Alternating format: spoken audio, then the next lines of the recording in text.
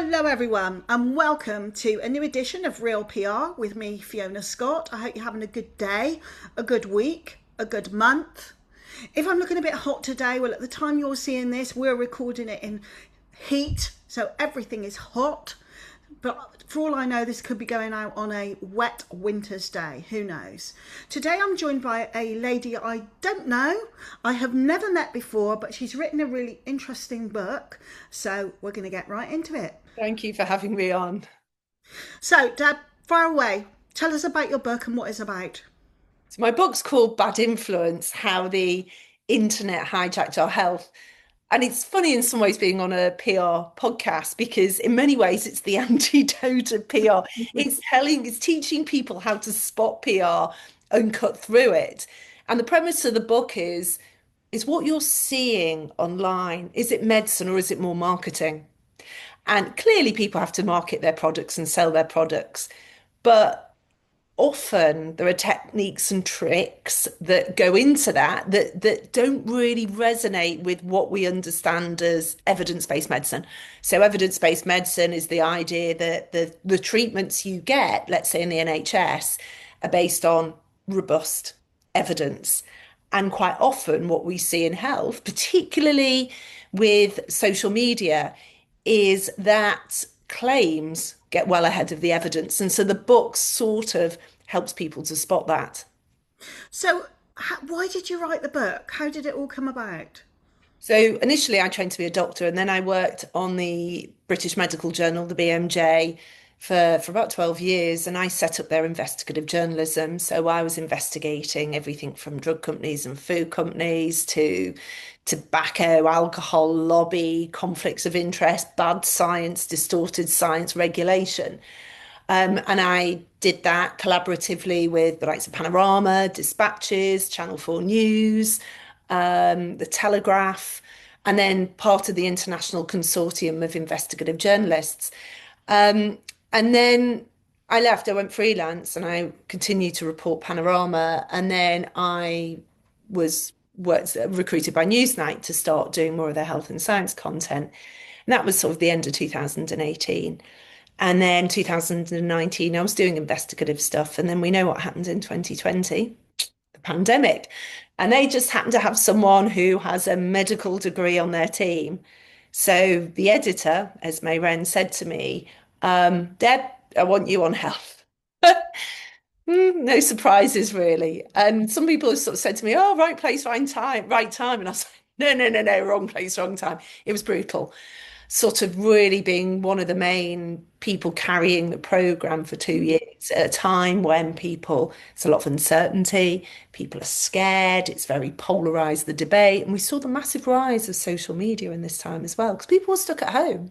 What else did they do? You remember all those sort of TikTok dances and people talking about the rise of Joe Wicks and, talking about their sourdough or bread or I mean, I don't know. So I was so busy with work. I barely had time to breathe and it was a very strange time.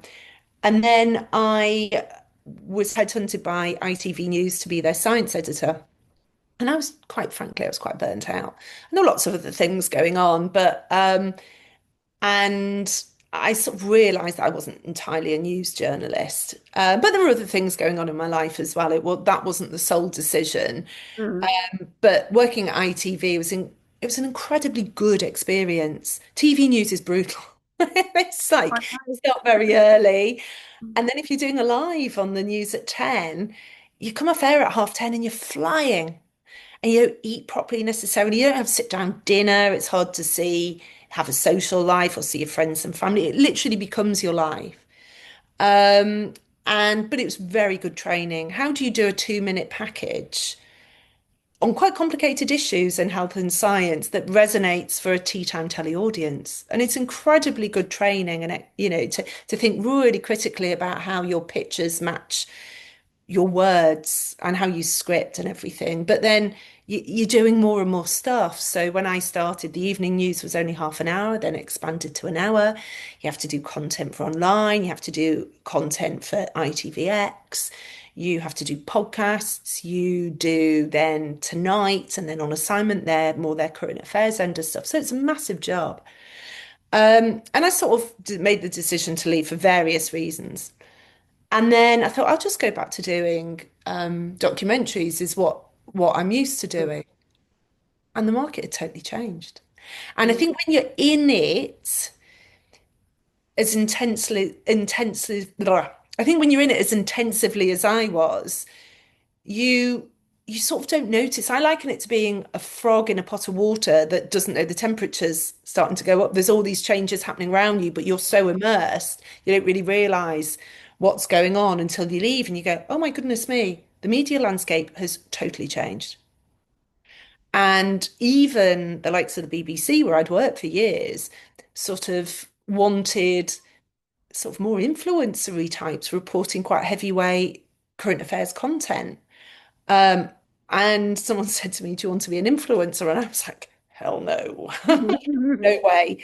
Um, and and so I sort of was really thinking about what to do next. And but I thought, do you know what? I'm going to have to understand social media. This is the way the landscape is going.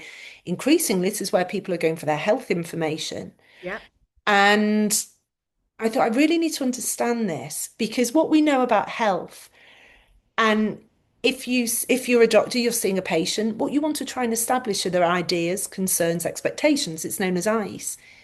And people think of medicine as being a science. Well, medicine's as much of an art as it is a science. And our views on healthcare and what we should expect and react and to, and even our expectations about what symptoms we might experience are all shaped by the culture around us and by who we speak to, what we read, what we view, what we listen to.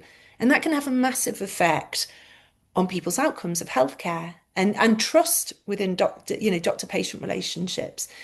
But it just felt, and when I went, the book sort of started. I'm from Liverpool originally, and I went to my auntie's birthday party, and it was in. I was talking to my cousin's friend in the back garden, and she just bought what's called an AMH test, that's anti-Malarian hormone test, to see how fertile she was. And I said to her, well, is it going to tell you that? And she sort of looked at me a bit perplexed. And she said, well, that's what they said on Insta. And I said, well, fertility is a lot more complicated than just AMH. You can't really use it for that specific purpose alone. There's other factors that play into it. But that was how it was being marketed. And I said, well, what are you going to do if the results are abnormal? And she said, well, go and see my GP. And I said, what are you going to do if they're normal?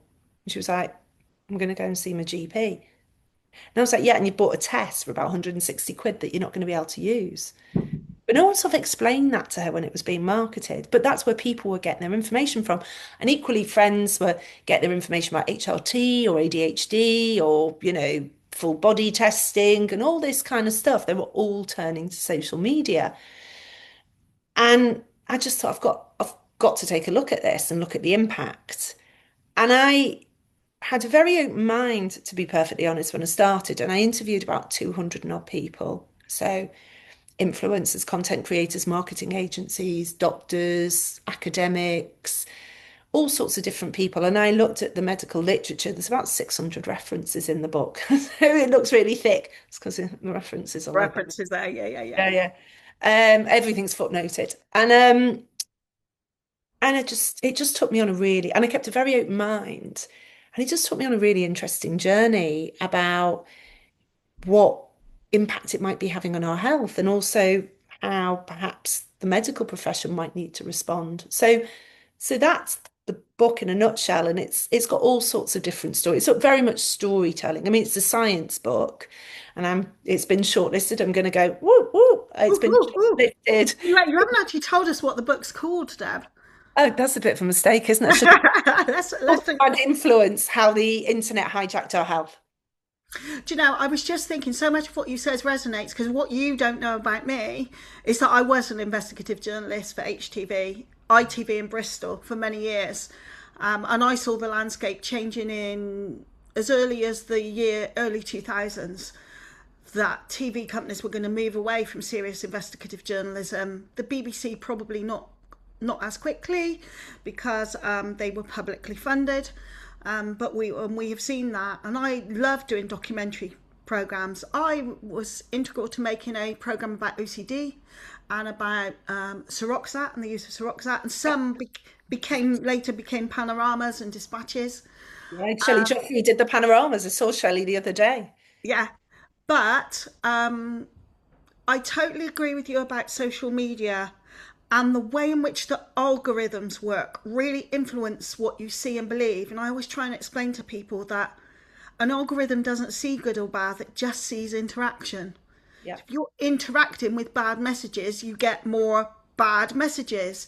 And I don't know, is this animal too big for us to tame now? What are the solutions to these things, Deb? Do you have answers to that? There's got to be lots of different levels, and I get asked that quite a bit. So I get asked by doctors and health Mm. professionals and scientists, well, how do we communicate? And do we need to be on the channel? And I was like, you've got to be everywhere. Like the old, I was having this conversation, funnily enough, just before this recording. The days of the big water cooler moments have gone, unless it's a live event. So the Yeah. England match the other day, against Mexico, which, I stayed up till 4 in the morning. I was like, well, I hanged on the following Yeah. day. Amazing match. I'm really into football. Um, but those moments, people coalesce around a big event. It brings connection. It gives people something to talk about. And, those were all for example, the Traitors final is possibly another one. And I do wonder whether that's going to be a move more in TV, because the audiences don't want to sort of miss out on it, because you've got to literally block out the world if you don't want to know the result because of social media, radio, all the people talking. So I do wonder whether that's what the channels will do, is create these, well, obviously live sport, but create these moments. But you've got to be everywhere with your message. You can't just assume, oh, I'm going to be on TikTok, I'm going to be on Instagram, I need to be on the BBC, ITV, Channel 4, I need to be in the Telegraph, I need to be in the Times, Guardian, LBC. You've just got to be everywhere. And I think it's creating a real challenge if you want to communicate a message. And it was slightly different during the pandemic because people were locked down and had nothing else to do, and so you had those massive audiences. And I was at Newsnight, and the audience swelled. Um, but by and large, it has totally changed. And as you say, investigations are becoming fewer and far between.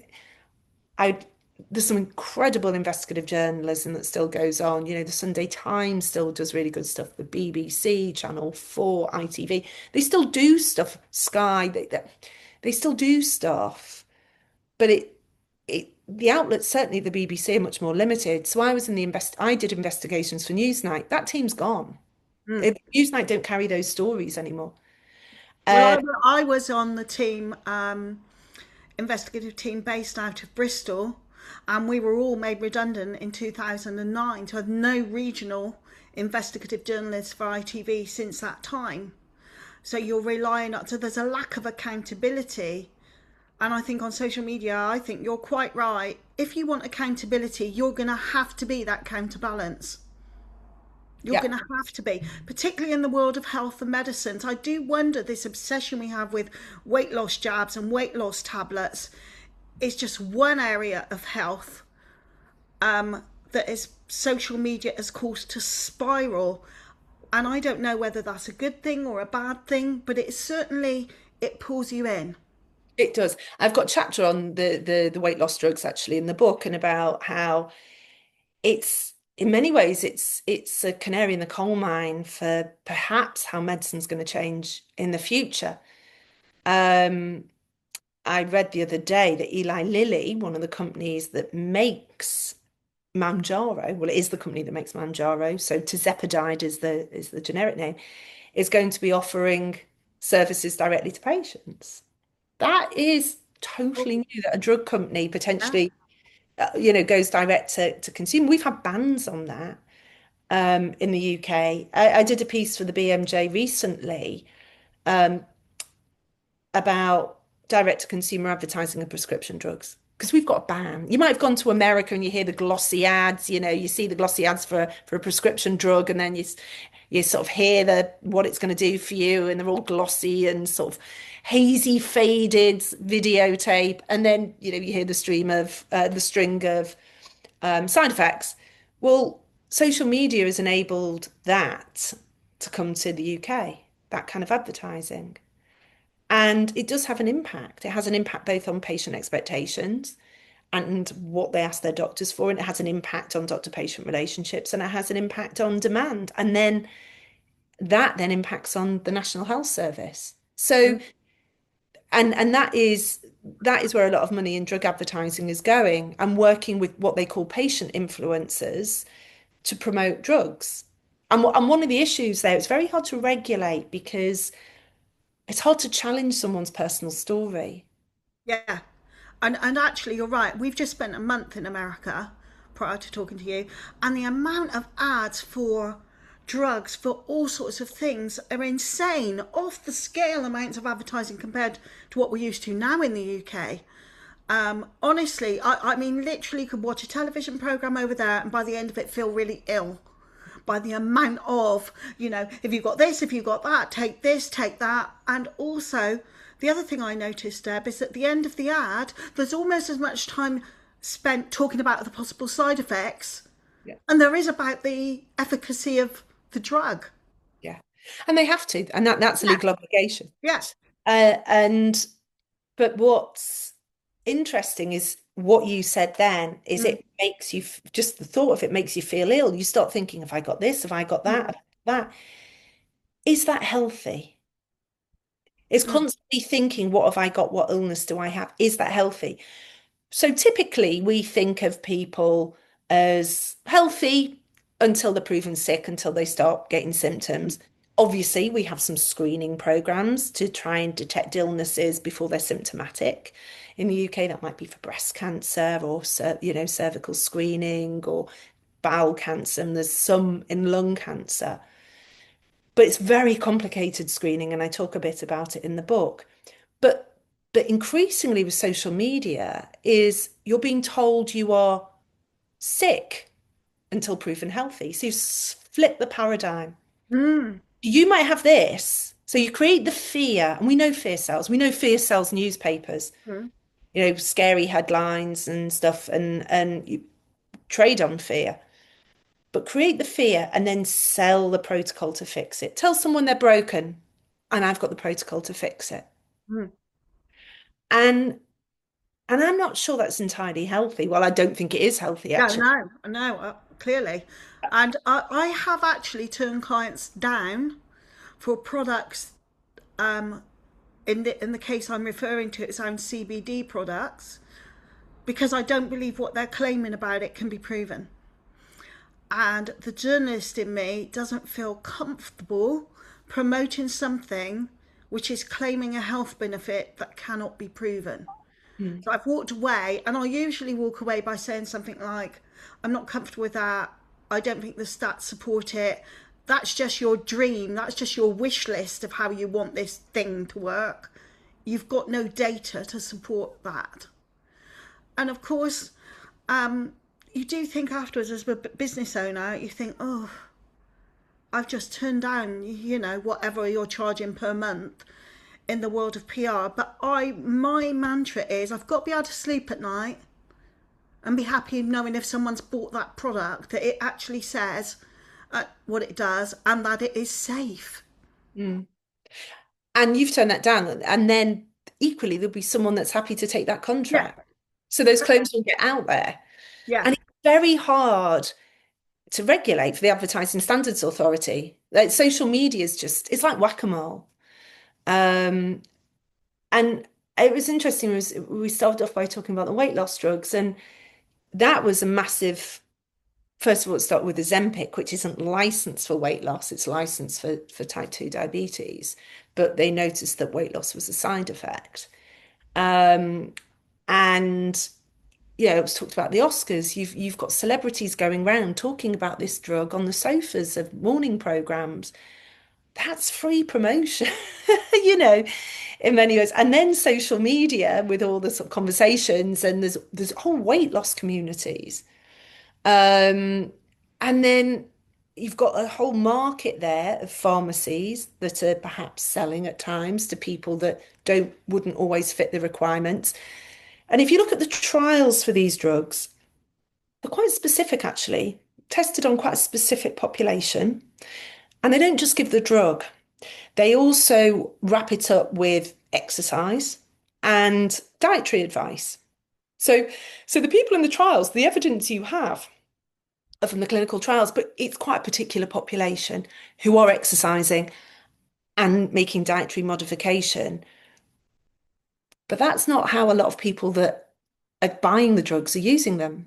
They're not doing the exercise. And there are concerns. People have expressed concern to me about that, about the impact on muscle wasting. And if you're not doing sort of that strengthening exercise, what impact is that going to have longer term? And I'm not anti them at all, but when people look at the results from a trial, they tend to be in the perfect population. So drug companies pick the perfect population. They pick people that aren't on other drugs because they don't want those interactions to mess up the results, make it a bit complicated. They'll pick people that they perhaps think are going to get the best benefits of the people that are perhaps more obese, but that they're not necessarily people who are using it. People don't have other underlying conditions necessarily. But then what happens is that isn't how it's used in the general population. Right. So we'll learn more and more and more about the drugs, the good and the bad, once it's being used in more and more people.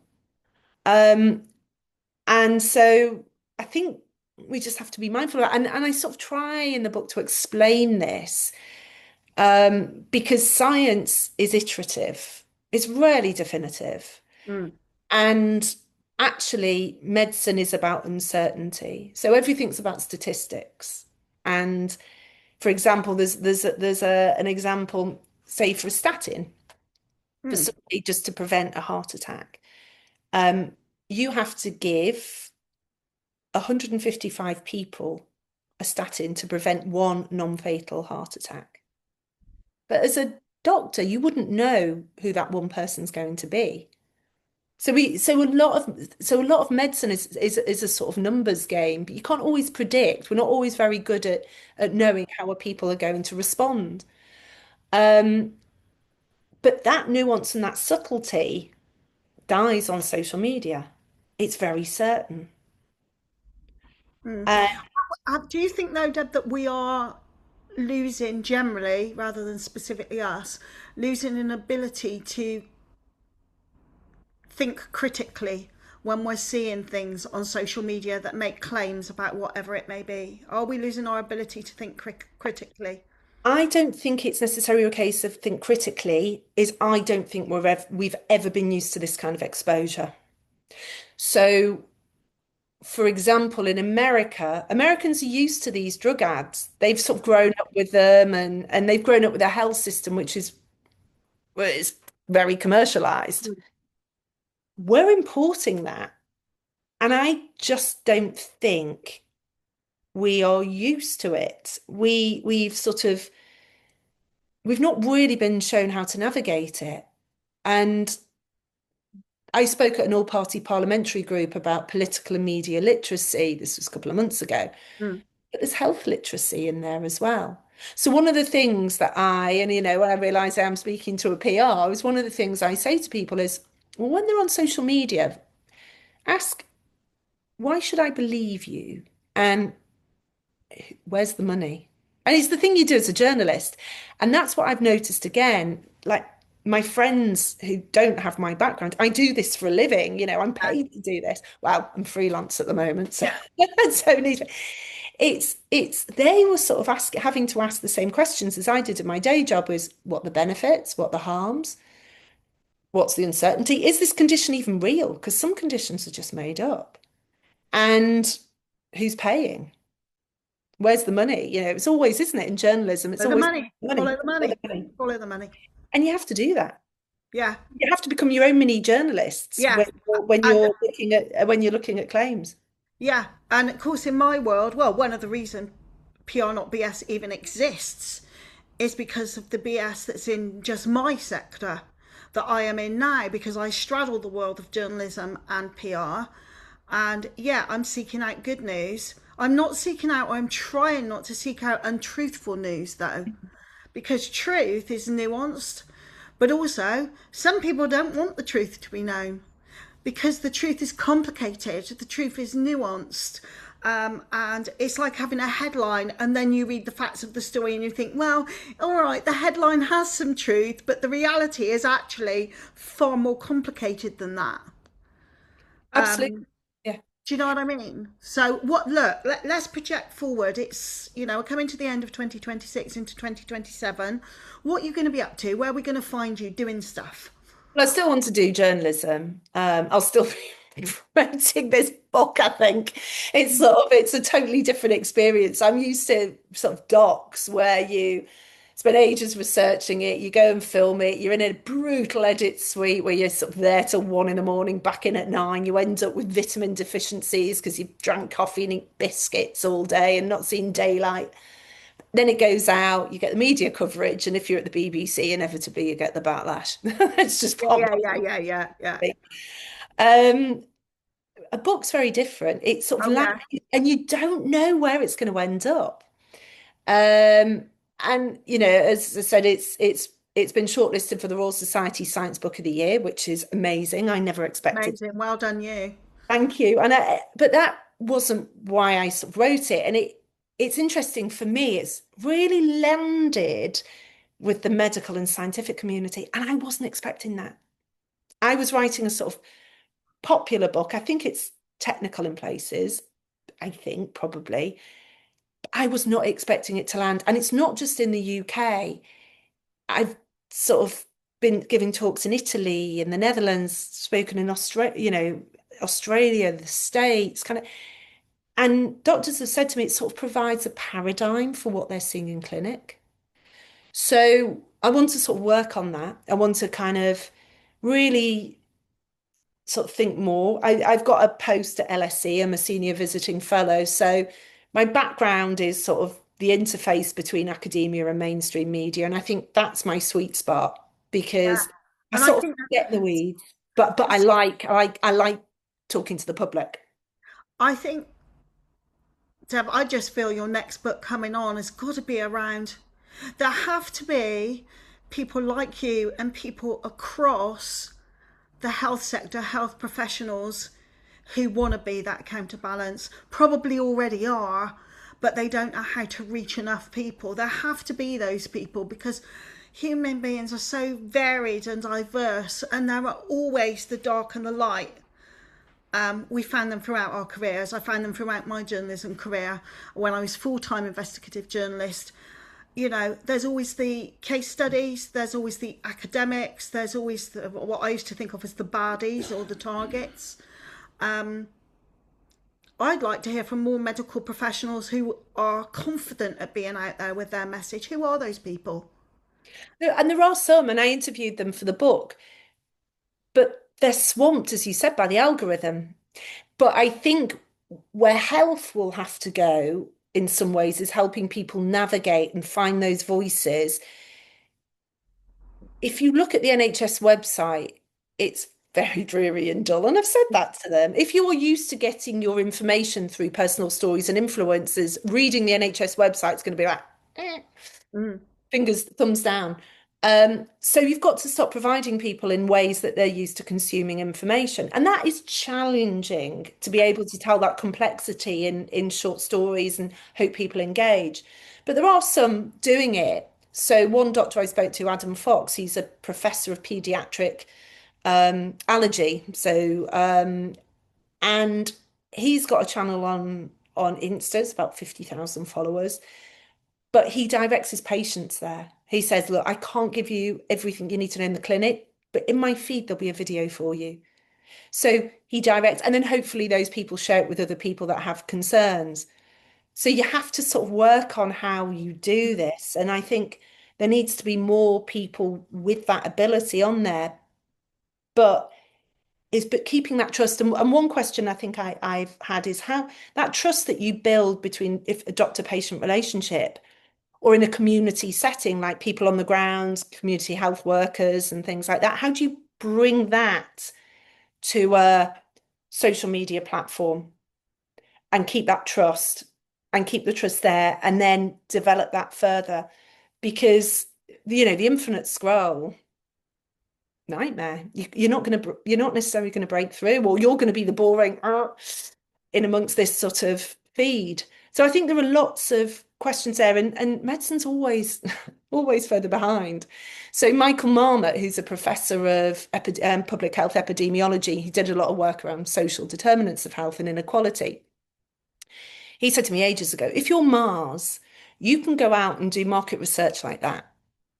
If you are an academic, you have to go and get funding, you have to get ethical approval, you have to do your research, you then have to submit it to a journal. That process can take years. So you're always a million and one, you're like years behind sort of commercial sector. And I so think there's another challenge though, and that is that younger generations coming through, this is how they communicate. yeah, They communicate, and we're seeing that the jeopardy of school and phones being banned in schools for under 16s and social media being banned for under 16s. And I was on Channel 5 talking about this actually because I said, well, yeah, I get it. But on the other hand, schools communicate through social media channels like WhatsApp and things like that. So, it's WhatsApp hasn't been banned, has it? It's not in the ban WhatsApp. no. Well, no. But if you haven't got your phone with you, what it's going to be irrelevant at school anyway, isn't it? I guess you can look at it Yeah. at home. And also I just know from some of the parents I know, my youngest is 19, is they won't agree to it anyway. You still will. I mean, I just think it's just so hard for schools to police that. For teachers to police that. It's just another thing that they've got to manage. I've just realised that we've used our time up. Okay. Well, lovely chatting And to you. no, it's great to chat to you. Before you go, please can you let people know how can people follow you? Where do you want to be followed? And where do they get your book? So my book is available at all bookshops, online ones, and good old booksellers. You can get it pretty much anywhere. Although I think I've just sold the last copy on Amazon, so hopefully Oh, well, they'll replenish that. yeah, They're a big bookshop. You're okay. well, I don't look them at all, by the way. And then I'm on Instagram. I'm on LinkedIn. LinkedIn, which I used to hate, has suddenly become quite a useful tool. Mhm. Um, the whole PR thing self-PR publicity does not come naturally to me at all. I feel a bit sick every time I post. I'm like, oh, is that me? And then I'm on X and Blue Sky, but I don't use those platforms that. Okay. What's your Instagram handle? Deb Cohen 001. And Brilliant. and LinkedIn. And like I say, I do occasionally tweet, but not as much as I used to. Well, who knows? In a year or so's time, I might ask you to come back, and just see how things are going. It's been fascinating talking to you. Thank you very much. Thank you for having me on. Thank you. I really hope you enjoyed today's episode. Fascinating conversation, could have gone on for ages. I'll invite Deb back on another occasion. If you want to find out about me, visit scottmedia.uk. Go onto Facebook. I've got Fiona Scott's PR Tribe. You're very welcome to join. Just mention this podcast. It's totally free. Or you can find me on LinkedIn. Until the next time.